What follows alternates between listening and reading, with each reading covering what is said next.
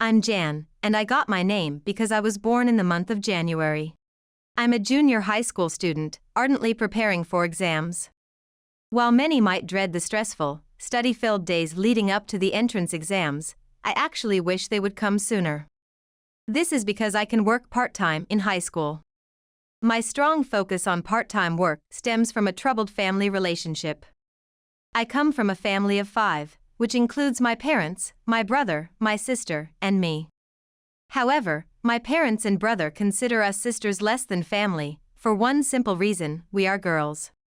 The household revolves around my brother, adored by our parents who think he can do no wrong, leaving us out in the cold. My parents run an Italian restaurant next to our home. It's a well-known spot inherited from my grandpa, popular at local events and for celebrations.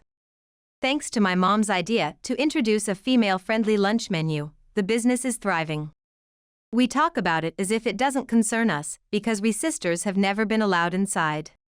They closed the shop to celebrate my brother Antonio's birthday extravagantly, yet our birthdays pass with just another ordinary meal. Despite not letting us in, failing to celebrate Antonio's birthday can lead to days of relentless nagging. Boys will be boys, that's just the way it is. It's not discrimination, just differentiation. That's what my mom says, but even as a child, I could tell it was discrimination. This discrimination isn't new. It's been going on since our childhood. There's always been a significant disparity between how they treat Antonio and us. A boy is everything, just be thankful we're raising you. That's my dad's mantra. According to him, having daughters was a failure when he wanted siblings to work together at the Italian restaurant. Unlike Antonio, we were given less food and often wore dirty clothes. Amidst this unfair discrimination, Antonio was showered with all the parental love. Born a year before me, he has always been the star of their hopes. Overprotected and spoiled, he grew up selfish and arrogant, mimicking our parents' attitudes and regularly hurling insults at us. At first, I objected, especially when he targeted my sister Winter, but that only made things worse. My parents scolded me and defended Antonio. It's disgraceful for a girl to talk back. Learn to respect men like your mom does. Even when Antonio is at fault, it seems I'm the one to blame just because I spoke out. It's only natural that I want to leave this toxic environment as soon as possible, and to do that, I need to earn money quickly. Since I'm not welcomed at home, I spend as much time as possible in the library or study rooms at school to avoid bringing trouble upon myself. Yet, there is an oasis in this distant family life. I find my comfort in my twin sister, Winter. Our names were apparently picked because we were both born in January, during the winter season. Unlike Antonio, who got his name from family traditions and how it sounds, it's obvious our names were chosen without much thought. I like our names and don't mean to belittle others named for the same reasons, but it does show how unique our situation is. Our mom, who named us, once said nonchalantly, "I chose that name because it was easier to remember." It's good because it helps you not forget the birth month, right? It feels like that should be something we'd say, not something a mom should say, but it seems she doesn't understand that. Name issues aside, Winter, with her graceful manners, is often mistaken for a young lady from a distinguished family. I'm proud of her, as it acknowledges her efforts and good performance. However, our parents dislike it when we receive compliments. They boast about loving their children equally in public, but at home, they lash out, especially if we outshine Antonio. There's an unspoken rule in our Antonio first household. Do not surpass Antonio. It seems that breaking that rule and causing Antonio embarrassment was the reason we were scolded. Despite having done nothing wrong, why must we be scolded? Tired of adhering to our parents' rules, we deliberately aimed for just above average to avoid reprimands. We settled for this compromise to avoid failing grades, which would bring another type of scolding. However, this approach, unlike my decision for immediate employment, is not good for Winter, who is still pondering her future path. Even scores on small quizzes could significantly impact her further education. Winter, do you have any career aspirations or schools you're interested in? I'd love to help if I can. I plan to work right after school, just like you. It's okay to be honest. I want to support your dreams. Actually, since she was a child, Winter has had a passion for animals. After reading about veterinarians in library books, she's aspired to a career in animal rescue. Though she's kept this a secret at home, expecting opposition, she still wants to give it a try. I fully support her dreams, but our parents and Antonio, just as Winter predicted, do not. They dismiss and hurt her instead. Since the restaurant is part of their life, they've had no fond memories involving animals since Antonio's childhood. After a traumatic experience at a zoo, they stopped going, and now they even despise the animal encyclopedias Winter borrows from the library. We never force them to look at the books, but they enter our room without permission, flip through them, and mockingly say, "I can't understand why you'd like such things. We sisters have almost no rights in this house. We can't even ask them not to enter our room. If they dislike it, they shouldn't look at it." I've often wanted to say that. Winter and I don't intend to impose our love for animals on our parents, but in return, we wish they wouldn't force us to dislike them. It's not worth arguing over, as it only leads to unnecessary anger. Hearing Winter's dreams, I was moved by how fitting they were. I want to nurture her love for animals, regardless of the path she chooses, and not let financial reasons force her to give up. To protect ourselves and to escape from our parents, I am determined to become independent soon. The school my parents designated was a public high school, just one train stop away. The area, rich with grocery stores and eateries, seemed a promising place for part-time jobs, so I complied quietly. After checking the school rules before enrollment, I knew I could work if I had no failing grades on the first exam. The first test, mainly a review of middle school material, wasn't too challenging. Confident that all my scores were above average, I submitted the part-time work application to my homeroom teacher, who was surprised. It seems that I was the first to apply. I might be rushing the teacher, but I need to earn every penny I can. Although my tuition is paid very reluctantly, I have to cover my own expenses for things like transportation and my phone bill. I'd like to work part-time, can you sign the consent form? Finally old enough to work, huh? Don't burden us anymore. My dad was pleased to reduce expenses and easily agreed. Now that I've met the conditions, I can work without worry. I contacted a grocery store I'd been interested in and headed for the interview. Days later, I started working at the grocery store nearest to my school. The manager, understanding of my family situation, was kind and quickly arranged a flexible schedule. There's a lot to learn, but unlike my parents, no one belittles me for being a woman. They patiently encourage me to ask questions until I learn, fostering a growing sense of ambition. When I find a job and have to train juniors, I plan to create an equally approachable environment. While there have been happy moments since I started working, there have also been sad ones. With me spending more time outside, my parents have shifted most of the household chores to Winter. She tried to get permission to work part-time too, but our dad denied it, saying it would be inconvenient if no one did the chores. When school or work is out, I take the lead in doing them, but it's clear Winter's burden has increased. I've determined to protect her, yet I'm already causing her trouble. Winter, I'm sorry for leaving the chores to you. Leave the tough stuff for me. I'll handle it when I get back. No, it's okay. I've gotten used to it. Doing the chores means I don't have to be in the same space as those people. Plus, I see it as preparing for our future independence, so it's not a burden at all. Winter, who has started referring to our parents as those people, smiled and said she's recently gotten good at ignoring their verbal abuse and taking refuge in another room by doing housework. It's a bittersweet feeling, being proud yet conflicted about how tough Winter has become. I feel inadequate as an older sister and it gets me down. In contrast to our uncertain futures, Antonio's path is already set. He's going to follow in our dad's footsteps and become an Italian chef. I'll be the one taking over the family business next. Don't worry, Mom and Dad, you can count on me. Well said, Antonio. We can trust you. Antonio, you've really grown up.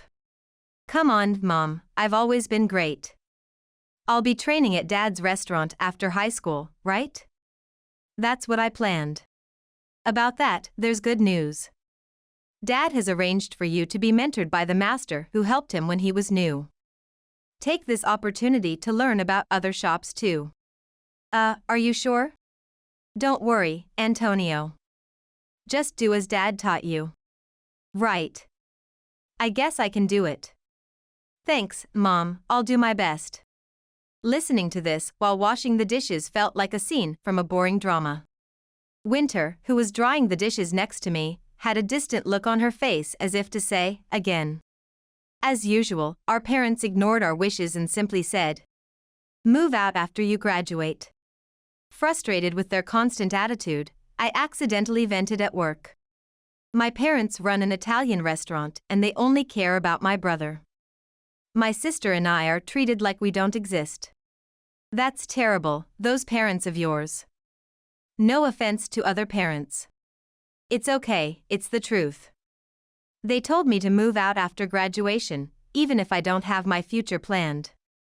If I could, I'd take my sister and leave right now. I confided more to my senior coworker than I intended, not knowing that this casual conversation would lead to an unexpected encounter. When I had almost forgotten about venting, my senior approached me. A childhood friend of hers wanted to meet us sisters after hearing about us, albeit with some details withheld. She wants me to tell her childhood friend about what I shared before. I know it's sudden, sorry. Actually, my childhood friend is your aunt. When I mentioned it, she was sure it must be about her brother. Aunt. I'm sorry, I never knew my dad had siblings. There might have been some issues, so it was probably kept hidden. If you and your sister aren't opposed, she asked for you to send a message to this contact. The existence of an aunt I never knew about made my heart race. I couldn't make the decision alone, so I took the note with the contact information and went home. After finishing the household chores with Winter earlier than usual, we both naturally retreated to our room. It's our shared space, so there's no worry about being suspected. What's up, Jan? Did something happen at work? I'm still half in disbelief, but our aunt wants to meet us. I told Winter what I had learned from my senior. After thinking it over, Winter said she wanted to meet our aunt. Since it's a friend of a senior you trust, she must be a good person. Even if she turns out to be a stranger, I'd like to thank her in person for caring. We felt the same. We wanted to meet our aunt, even just once. I hesitantly sent a message to the contact, and a reply came quickly. Hello, I heard about you from a work colleague. My name is Jan, and this is my sister, Winter. Nice to meet you. I'm your aunt. I learned about you through a friend. I'm sorry I couldn't act sooner. We just found out too. Please, don't apologize. I'm glad to hear that. Thank you for reaching out. Could we meet soon, maybe this weekend?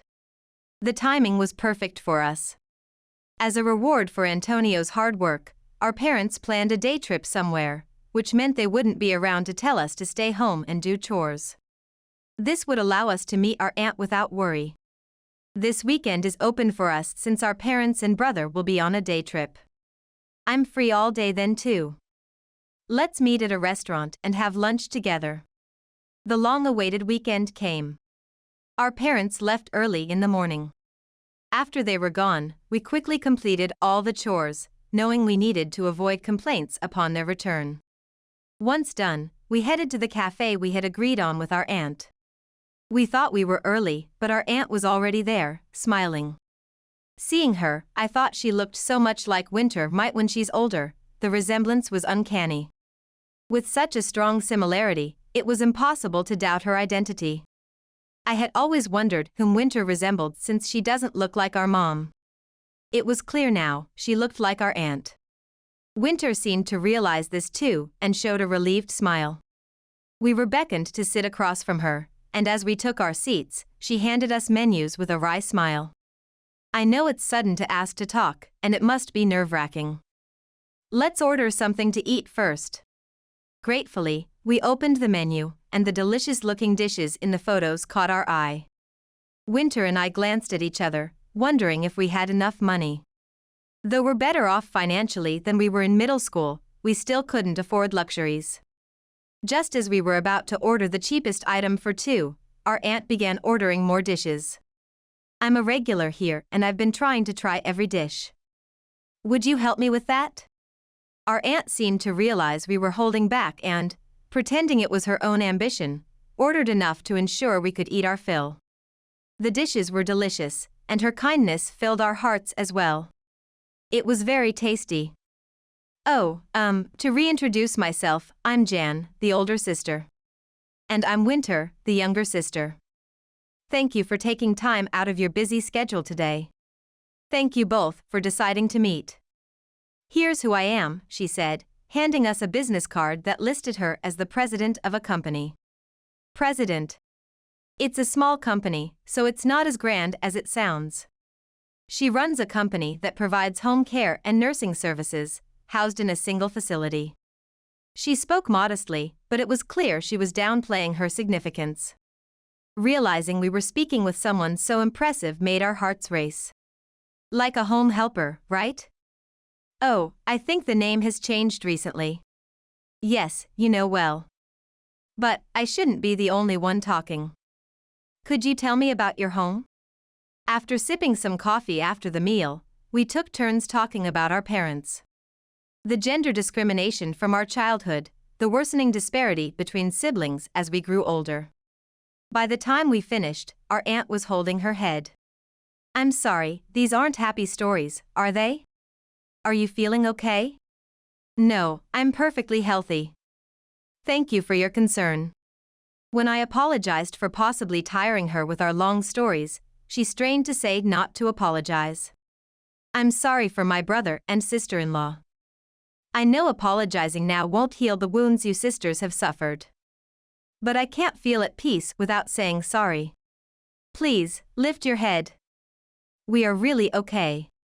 It's shameful to make you, minors, say you're okay. I was shocked at how terrible their actions were, more than I could have imagined. It turns out, our aunt also experienced similar disparities among siblings. Our grandpa doted on our dad and neglected our aunt. He scolded our grandma, who pleaded for equal love for her children, and apparently told her they should divorce. Our aunt and grandma, who were pushed out, lived together in a small apartment, and since then, our aunt has only seen our dad once and hasn't even seen his face since. It wasn't a very happy story, was it? I'm sorry for going on and on. No, actually, I'm glad we got to hear it. I think so too. Suddenly, our aunt's phone rang, and her face clouded over as it seemed to be a call from her company. I'm sorry, I'd love to talk more, but it looks like I'm out of time. Let's meet again when it's convenient. I'll always be waiting for your call. It seemed she had to return to work unexpectedly, and our aunt left the cafe reluctantly. Taking advantage of her words, we fully enjoyed the free coffee refills before heading to the cashier. When we tried to speak to the staff, they said, "No charge is necessary." We must have looked confused because the staff explained with a smile that our aunt had already paid for everything.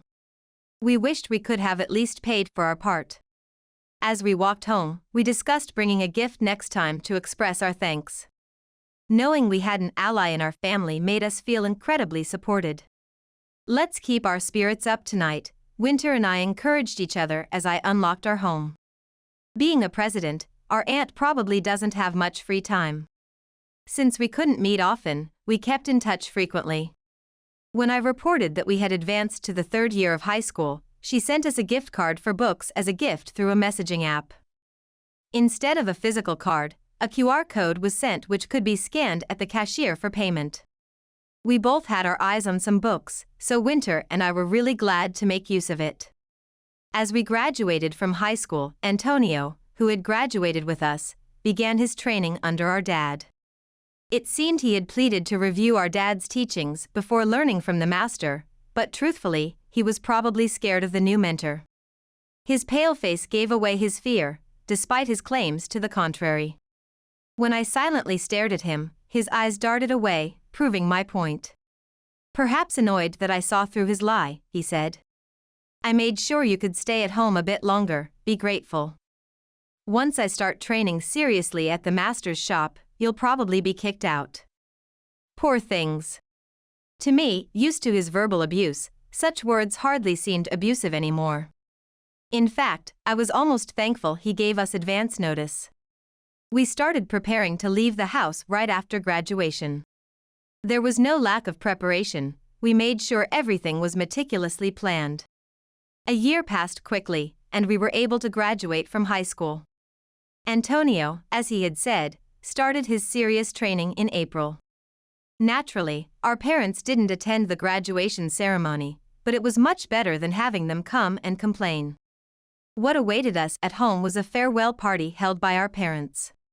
What, you've already finished the graduation ceremony? You came back early, but there's nothing here for you. This feast is all for Antonio. Yes, we're celebrating my future right now. You two are leaving this house today. If you're going to blame someone, blame yourself for being a woman, right, Dad? A chef should be a man. Women aren't needed. That's right. We have Antonio, so we don't need you too. Can you leave quickly?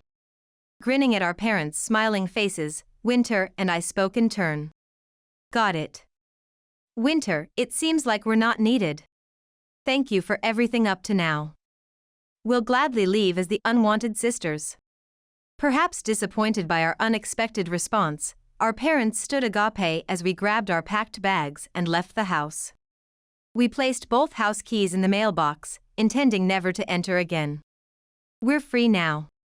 Feeling as if we had wings on our backs, it seemed we could do anything.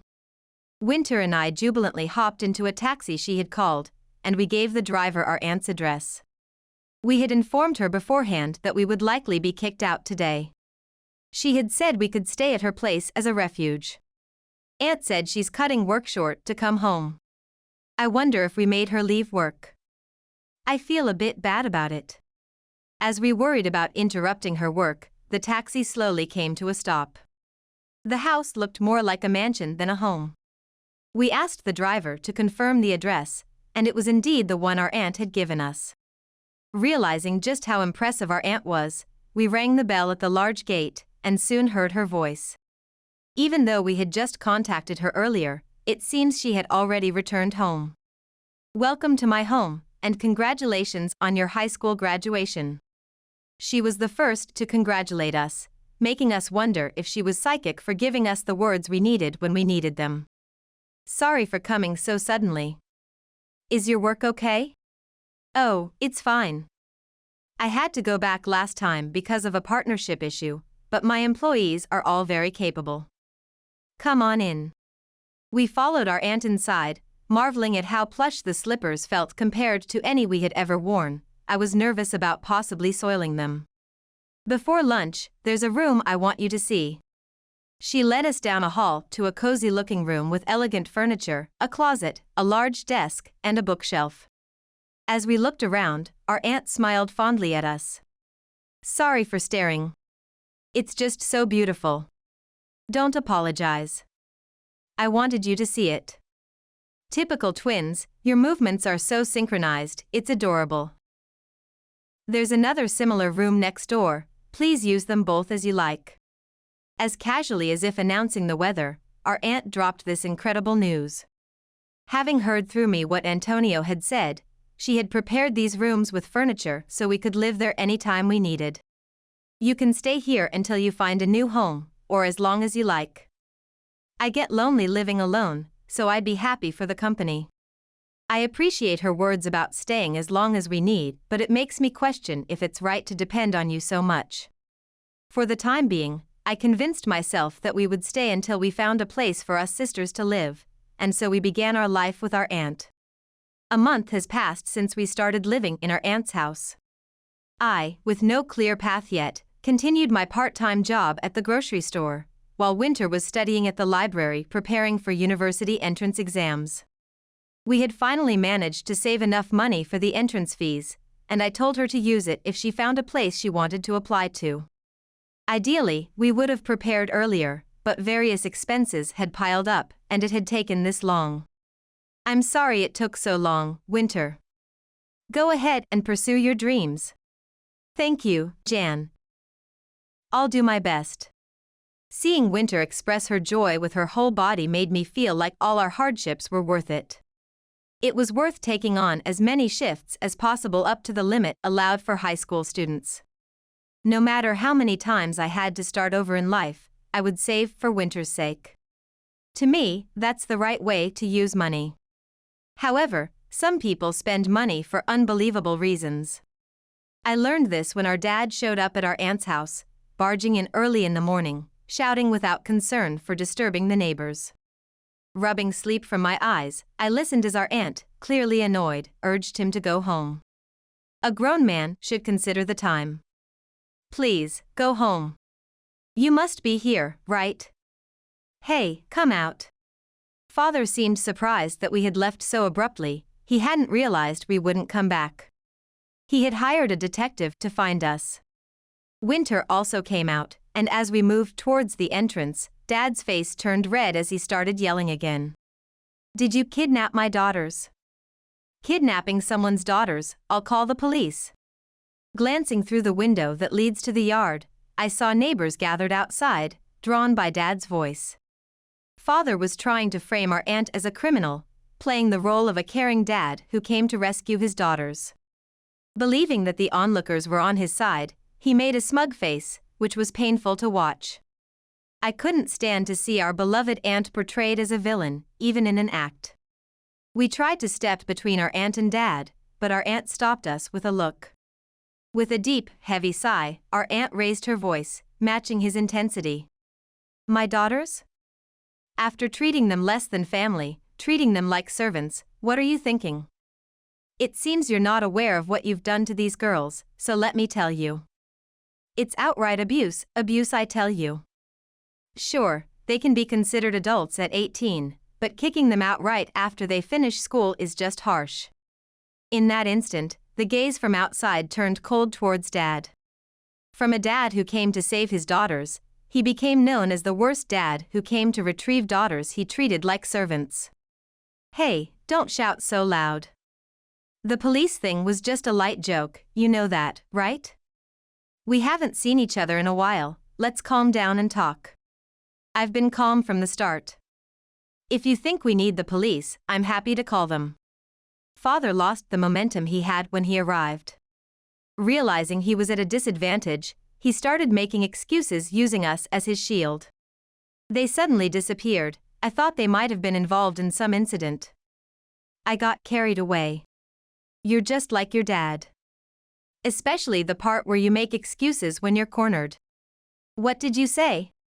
There, you're getting angry again. By the way, you know you owe me a lot, don't you? Pulling an envelope from her pocket, our aunt unfolded it and showed it to Dad. It seemed old, but the words loan agreement were visible. Unaware that Dad had borrowed money from our aunt, I involuntarily looked at her face. Just bear with it a little longer, her gaze seemed to say as she turned back to Dad. You were struggling to pay back debts when the Italian restaurant was failing, weren't you? I won't let you forget this loan agreement you exchanged then. That was, well, we're siblings, after all, a little money lending is. Stop using siblings only when it suits you. I think I lent you enough money that it can't be brushed off as a little. I knew you had no intention of repaying, which is why I added this condition.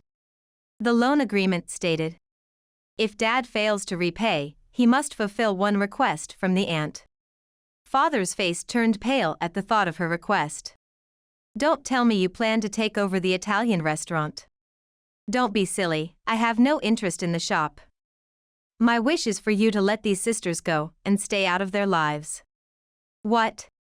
I could escape that house because my mom protected me. Because I left, I have the life I have now. But these girls didn't have any parents to watch over them. There's no complaint if I act as their parent, right? You have your beloved son. Don't worry about the money, just leave us alone. No, but if you can't accept that, shall we discuss it with the police or lawyers? Wherever you go, I'll protect these girls. Overwhelmed by our aunt's authority, Dad retreated. He couldn't stand the piercing gazes. After apologizing to the neighbors outside, our aunt locked the entrance. The bond between Dad and Aunt as siblings was too damaged to repair. Although Grandpa was a major cause, Dad, who did not stop him, shares the blame. Hoping not to add to our aunt's troubles, we resolved to stay out of trouble from then on. However, soon we heard that Antonio had made a major mistake at his training place. Normally, newbies start in a position called runner, but Antonio, claiming to be a genius, insisted he was capable and went rogue. He tried to handle knives without permission, looked down on senior trainees, and made several blunders. Indulging is different from pampering, the master told Dad, who decided to continue Antonio's training at home. However, Antonio couldn't adjust his attitude. Having never been denied before, he broke down when scolded by the master. Losing motivation, he withdrew to his room in shock. As the designated successor, the parents struggled to get him out of his room and try anything, but all efforts failed. Moreover, since they had left most of the housework to Winter, the parents ended up fighting over chores, turning the house into a place of constant quarrels. It doesn't matter to me if it's you or Winter. If you're willing to take over, you can stay here. It's a family crisis, we should overcome it together, right? This was the state of our family I heard about when visiting neighbors back home. Despite treating us less than family, they emphasize family only when it suits them. We're not needed, right? We also don't need parents and a brother who say such things. I might have gone too far at that time, I'll reflect on it. It's too late. We don't want to live with you anymore. If you try to come and take us back forcibly like last time, be prepared for us to call the police. What's up with that attitude of yours? I'm just asking for your help. I glared at Mom, who was acting all teary-eyed, while completely blocking out Dad's noise. Even though we're still connected to our parents and our brother, we've really distanced ourselves from them on an emotional level. Whatever they say, it doesn't resonate with us. Who would want to be with people who only bring disadvantages? After finishing our greetings around the neighborhood, we last visited the neighbor most troubled by our real family and explained our situation without hiding anything. So, we sisters have decided to live apart from those people. I apologize for any disturbances, like the shouting. For a long time, you've really taken good care of us. I'll never forget how much you cherished us. Our childhood neighbor, who had adored us since we were young, seemed at a loss for words upon knowing our circumstances. With teary eyes, she said, "From now on, live freely, I'm rooting for you." A few days later, the true nature of our parents had spread throughout the neighborhood, but I believe that perhaps God was watching over us. The customers at the Italian restaurant dwindled, and it seemed likely that the shop would close during my dad's generation. Things might have been different if Antonio had been motivated, but he is likely to run away. If he had learned anything from watching my dad, he wouldn't volunteer to take on the heavy responsibility of a successor. As expected, I heard from our aunt that Antonio had run away from home and was out of touch with our parents. It seems our aunt harshly cut off my flustered dad when he called for help. Everything is the result of you parents coddling him too much. Think about what went wrong and reflect on it properly. If you want to file a missing persons report, please, not to me but to the police. We sisters who were laughed at and driven out by those people are not the kind to offer help. As our aunt said, it's simply you reap what you sow. On the other hand, for us sisters, it felt like we had finally escaped a dark tunnel. Finding a new home was challenging, and as a result of our aunt's strong request, it was officially decided that the three of us would live together. Naturally, we were overjoyed. Living with our aunt felt like a happiness we never experienced at our real home. And Winter has applied to a veterinary nursing college, using a scholarship system. She's working hard to obtain a new national certification for companion animal nurses. Seeing Winter's genuine smiles, which were never seen at our real home, reaffirmed my belief that it was good we never gave up on leaving our parents. Jan, I know how much you've done for me. Thank you so much. From now on, I hope you can do what you really want to do, not the kind of jobs you've had to take up until now. Realizing for the first time that I had been listing companies with favorable working conditions for winter, I was struck by her words. Throwing away my previous mindset and realizing that I too could freely choose my path felt overwhelmingly happy. With that in mind, I took immediate action. My admiration for our aunt grew through this experience, and I wanted to follow in her footsteps. Although it would be a mid-career hire, I inquired if I could possibly have an interview at our aunt's company. I could have asked our aunt directly, but I wanted to go through the proper procedures. Our aunt's company was established with the goal of allowing women to work as themselves, which seemed perfect for me, still searching for my own identity. The person who answered the phone was in charge of interviews and promptly arranged a schedule for me. As a result, after an interview and a written test, I was able to work as a new employee. I was assigned to the home care service department. While observing the physical care performed by my seniors, I provided services that could be performed without qualifications, such as housekeeping. At the same time, I was studying to obtain the initial training certification using a support system. After joining, I learned that our aunt was considering a new business direction. So, I joined my seniors in brainstorming and submitted a proposal that included a service providing housekeeping specifically for women, which is lighter than visiting nursing or care services and offers more than just housekeeping. Being a female-only company allowed us to provide services that definitely met a need. The proposal was quickly approved, and the new business was a resounding success. We received a flood of bookings from single women and women living away from their families. From basic housekeeping to fulfilling modest requests like providing companionship, there were many. The department became busier unexpectedly, and as one of the proposers, I felt slightly guilty. Ms. President, I'm sorry. We're not at work now, so call me Aunt. Plus, having demand is something to be grateful for. There's no need to apologize, rather, I should be thanking you, Jan. I'm glad to hear you say that. I'm also happy that such a hard-working niece joined the company. Let's keep up the good work together. Yes, first I'll focus on getting qualified in my current department. It seems I really enjoy providing something for someone else. The reason I could continue working at the grocery store for so long must have been a good fit. Moving forward in life, there's no need to narrow my own path. To repay those who helped me, I plan to work in a way that feels true to myself. And I hope to do things that make people feel like using our services was a great choice. I'm really thankful for these calm days that have finally come, and I'm looking forward to having a good time with my aunt and Winter.